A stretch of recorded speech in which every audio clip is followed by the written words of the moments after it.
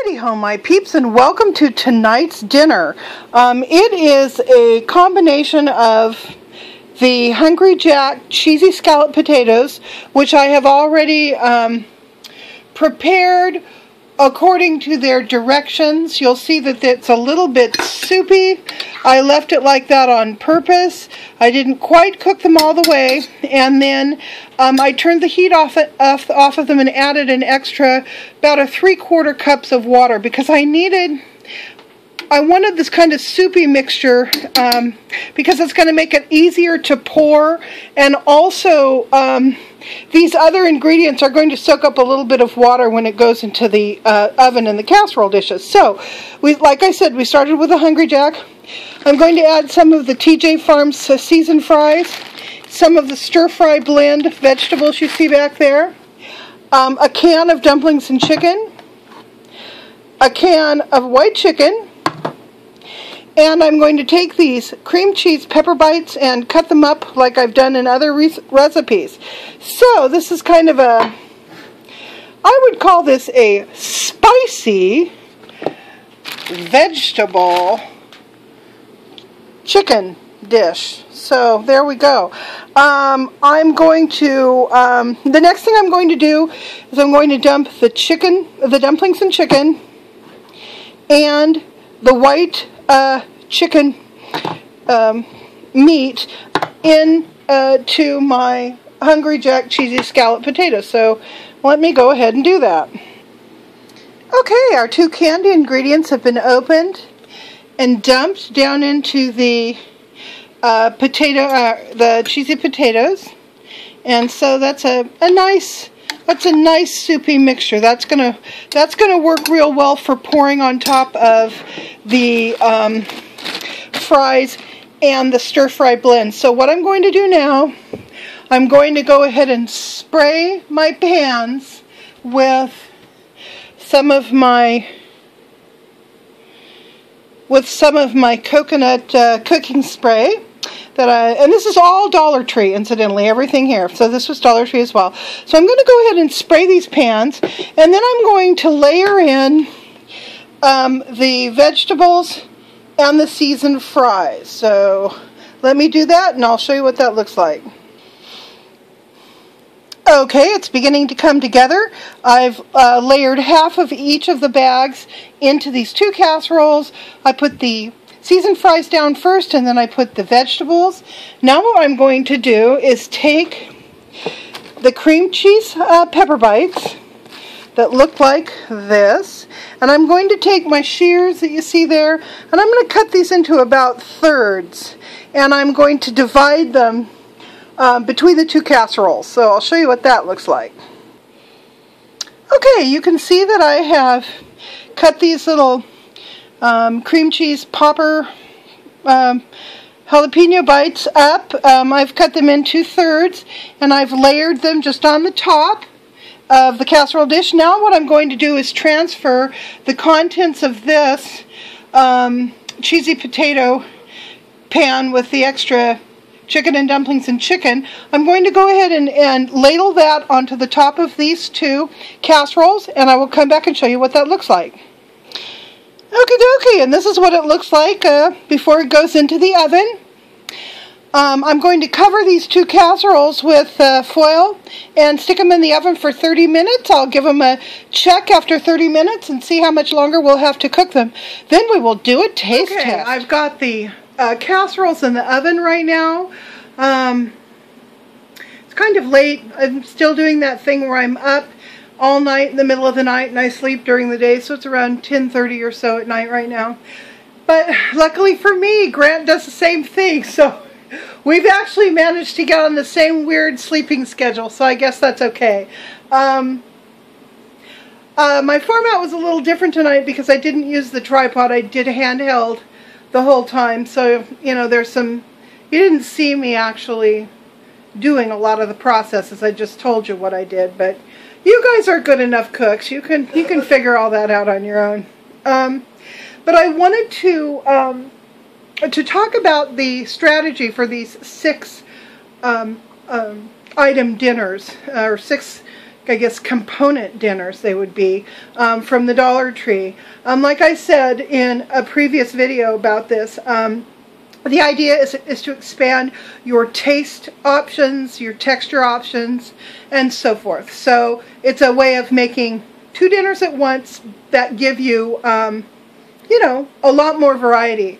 So the strategy in doing this is you want some carb, some protein, some vegetable, and some texture. That's what you're going for.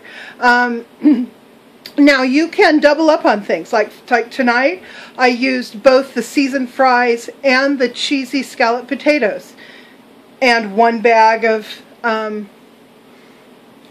vegetables for the vegetable, and a can of chicken, which gave a little bit of protein, not that much.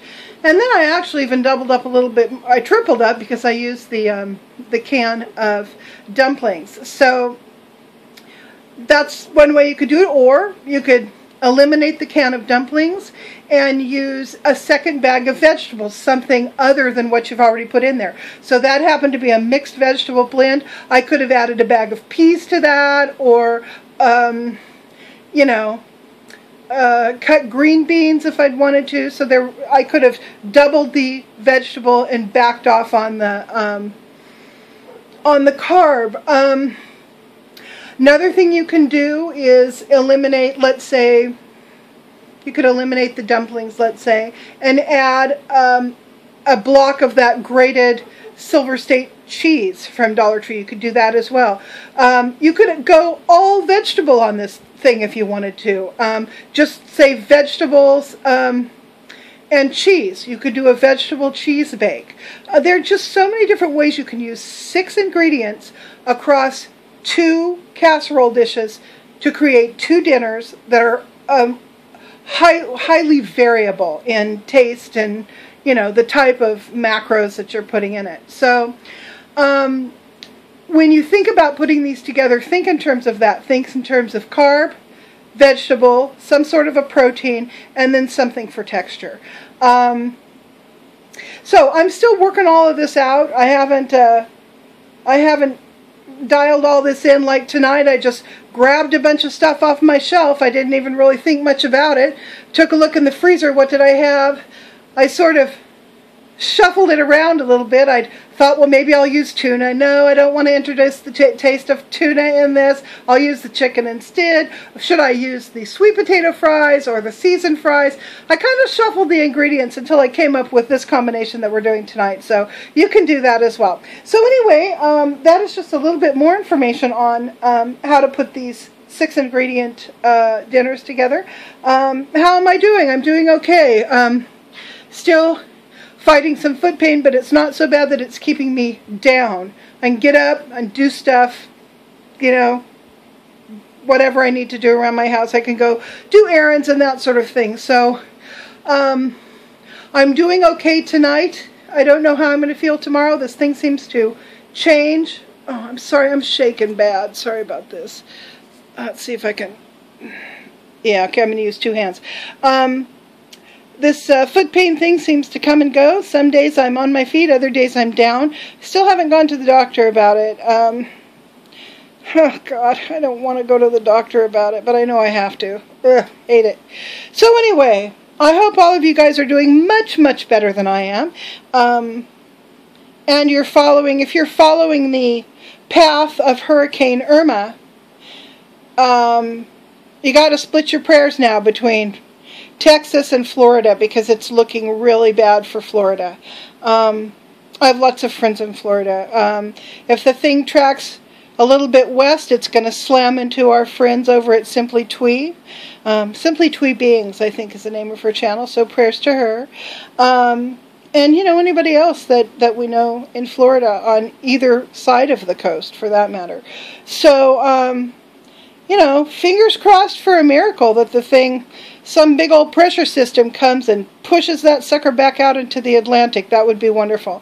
If it tracks up the east coast of Florida, then we've got the Carolinas. You know, we've got all of that is going to be impacted by the storm. So, you know, this has been a summer of prayer, hasn't it? and you know, sending good thoughts and intentions out, because boy, I tell you, across all categories of our life right now here in the United States, we have worrisome conditions. And you know, without teasing it all out, let's just say everybody pray. In whatever way you pray, in whatever way you ask for divine intervention, do it. So, on that slightly somber note, I'm going to say bye, and when the dinner is ready, we will do a taste test with Mr. Grant. Well, before I could show you the finished product, Nick came out and got a bowl, and I dished up a bowl for Grant right here, but unfortunately he's asleep. So, I think I'm going to taste test it for you. Okay, so let's see here.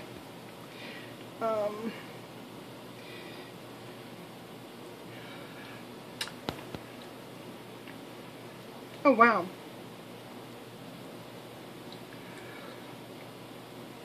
Oh, oh, that's good.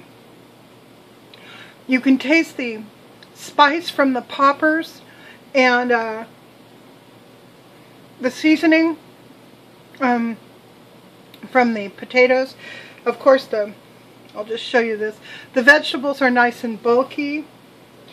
And then there's little bits of kind of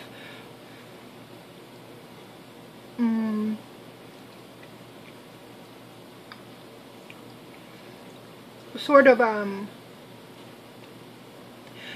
the soft dumpling kind of has a nice mild flavor. These flavors are wonderful. Give this a try. Again, this would be a good winter dish. Very hearty, filling, great at the end of a long day of work and stress. So, give this a try, and I'll talk to you guys later. Bye!